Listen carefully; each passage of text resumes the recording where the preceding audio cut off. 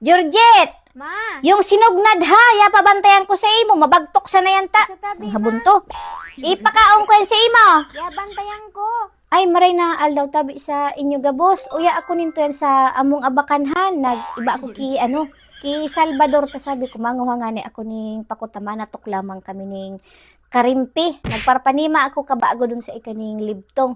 Una, uya ako ta, sabi ko, video ko man lamang yung kunan ang pagabutong. Ay, hanto para na abakanhan na mo, pig.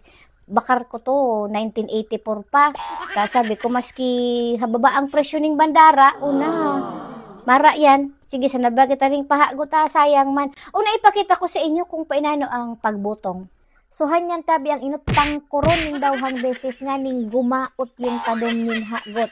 Dapat dawhang kamot ang imong gamiton nga ning pag-unat mi maglapnis. Di man yan kaya ning sadong urunatan kaya buburubudon mo pa otro buda unaton pa. Ang pag-aunat ninyan dapat gaon dayog ka gamit ang gubat nin imong ginhawa. Dapat gaot na gaot nga ning mi maglapnis. Yung top part man babalik ta dong ipwesto ning kuninyan. Iburubod yung pambutong.